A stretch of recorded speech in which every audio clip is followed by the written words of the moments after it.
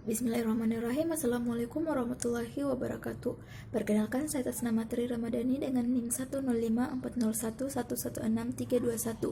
Di sini saya akan memaparkan materi mengenai karya tulis ilmiah, yang dimana karya tulis ilmiah sendiri merupakan dua buah pemikiran seseorang yang melakukan kepustakaan atau literatur, mengumpulkan pengalaman, penelitian, dan yang didapat dari pengetahuan orang sebelumnya dengan mengembangkan ilmu pengetahuan, teknologi, dan sebagainya.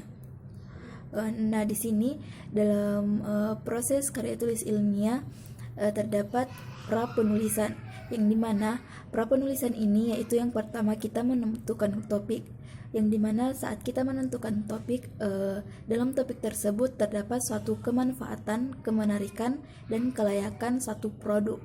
Yang kedua yaitu tujuan, yang dimana yang dimaksud dalam tujuan ini yaitu tujuan mengapa kita menulis dari karya tulis ilmiah ini sendiri. Yang ketiga yaitu bentuk tulisan, yang dimana dalam bentuk tulisan ini dipadukan dengan satu bahasa yang baku. Dan yang terakhir yaitu pembaca, yang dimana yang dimaksud pembaca di sini yaitu apa yang menjadi manfaat sehingga pembaca harus membaca karya tulis ilmiah ini. Yang kedua yaitu penyusunan draft, yang dimana dalam penyusunan draft ini yaitu menulis gagasan, yang dimana gagasan ini didapatkan dari hasil dari literatur yang pernah kita baca. Baik, yang selanjutnya yaitu peninjauan ulang, yang dimana di sini yaitu menyempurnakan gagasan. Penyempurnaan gagasan ini yang dimaksud yaitu agar lebih detail lagi tentang gagasan yang kita ambil. Yang selanjutnya yaitu pengeditan, yang dimana di sini kita menyempurnakan isi dari gagasan-gagasan yang pernah kita dapat, atau kita di sini lebih mengarah ke revisi. Lalu yang terakhir yaitu berbagi, yang dimana berbagi ini kita publikasi karya tulis ilmiah yang telah kita buat. Nah, selanjutnya yaitu karya tulis ilmiah, yang dimana karya tulis ilmiah ini isinya yaitu bersifat keilmuan, rasional, objektivitas, tidak memihak dan apa adanya, dan menggunakan bahasa yang baku. Nah, dalam penulisan karya ilmiah ini sendiri terbagi menjadi dua, yaitu menulis memakai otak kiri, yang dimana memakai logika. Yang dimana di sini memakai logika yang dimaksud yaitu membuat perencanaan, menggunakan tata bahasa, melakukan penyuntingan, penulisan kembali, penelitian, dan tanda baca.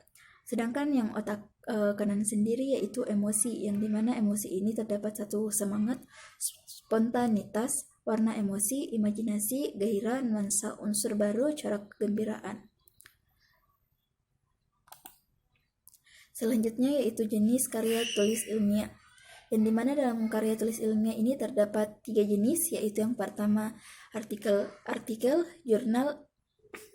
jurnal ilmiah, laporan hasil penelitian, dan juga makalah. Adapun yang sering dibuat biasanya yaitu makalah dan juga artikel jurnal ilmiah. Nah, selanjutnya adapun sistematika penulisan makalah, yaitu yang pertama yaitu cover, yang kedua kata pengantar, yang ketiga daftar isi, dan kita memasuki bab 1 yaitu pendahuluan, yang dimana dalam pendahuluan ini yaitu istilah, pentingnya judul atau topik, dan sudut pandang. Bab 2 yaitu masuk ke permasalahan, yang dimana dalam bab 2 ini terdapat latar belakang masalah, rumusan masalah, faktor pendukung, dan faktor penghambat.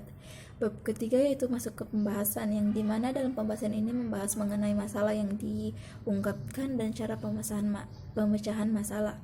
Yang keempat yaitu penutup, atau di dalam penutup ini terdapat satu kesimpulan dan saran. Dan terakhir yaitu daftar pustaka.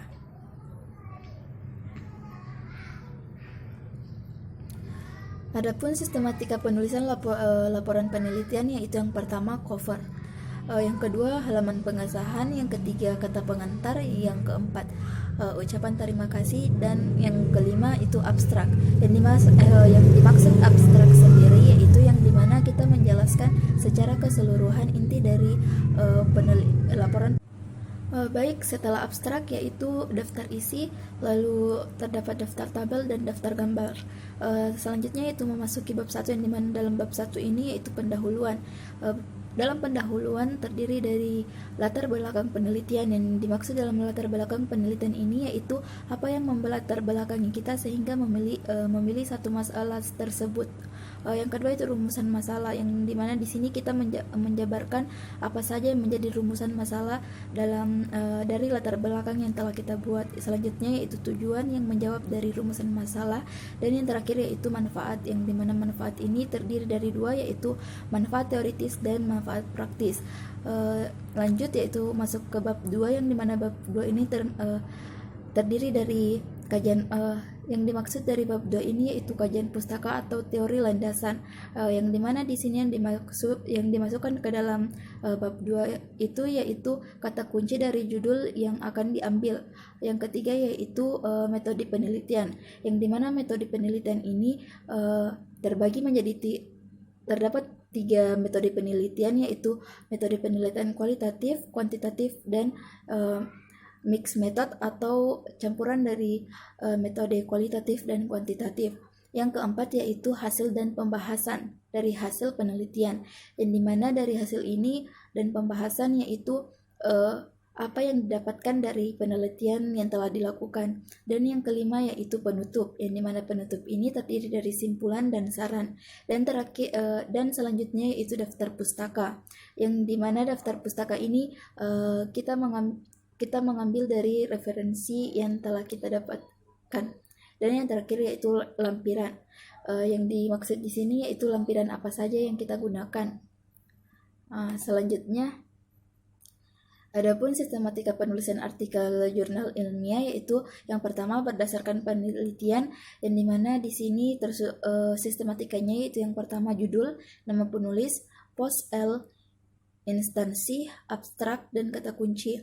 Dan memasuki pendahuluan, yang dimana pendahuluan ini terdapat latar belakang, masalah, dan tujuan. Yang kedua itu teori landasan, yang ketiga metode penelitian, yang keempat hasil dan pembahasan hasil, yang kelima simpulan dan saran, dan yang terakhir itu daftar pustaka.